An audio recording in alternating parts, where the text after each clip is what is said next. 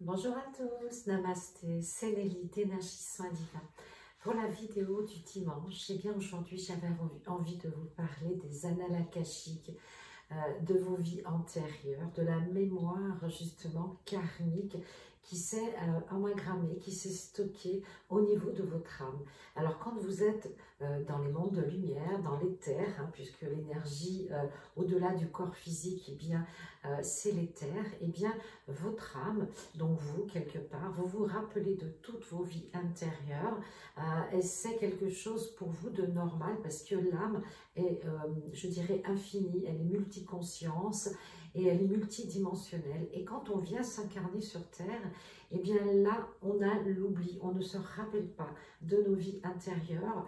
Et par moment, il peut se produire un phénomène. Par exemple, on a souvent entendu parler de personnes qui avaient connu un accident grave et qui avaient vu défiler toute leur vie. Eh bien, c'est souvent la mémoire des akashas, on appelle ça l'akasha, des vies antérieures qui est venue se présenter à l'âme pour faire un petit peu un reset. Et donc, la mémoire des vies antérieures, eh bien, c'est important parce que ça nous permet justement de savoir où l'on va, où on va aller et qu'est-ce que l'on va faire dans cette incarnation. On le sait instinctivement parfois, ce qu'on appelle l'intuition.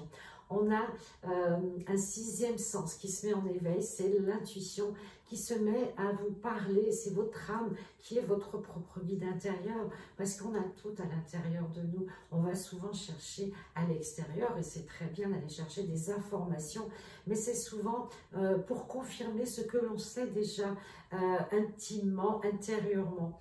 Et vous savez, le cœur, eh bien, selon les initiés, qu'on appelle métagalactique, eh bien, il est justement ce cœur, cette conscience, il est dans la 8e dimension. Et c'est là que sont la mémoire de vos vies antérieures, qu'on appelle la bibliothèque akashique, les annales akashiques.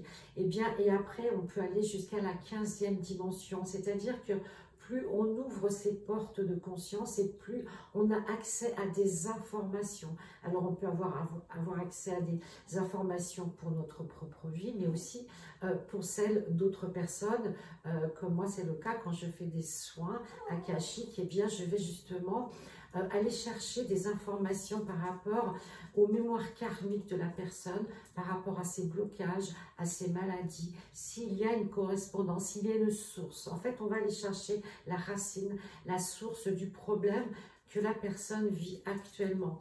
Et donc, ça permet aussi, quand on va dans les annales akashiques ou quand on fait appel à ces mémoires qui font partie de nous, et ça permet aussi d'activer toutes nos capacités et de remémorer des souvenirs, par exemple, qu'on a vécu en Atlantide ou dans d'autres galaxies ou dans d'autres planètes, puisqu'on est des êtres souvent multidimensionnels, mais on n'a pas forcément la mémoire. On a une attirance vers une planète, vers une histoire d'un pays, par exemple la Grèce, par exemple l'Égypte, et on se dit, tiens, je suis attirée, cette histoire m'intéresse. Et en fait, c'est parce que vous avez certainement vécu à cette époque ou dans ce pays et que vous avez aimé, que vous avez appris des choses à cette époque-là.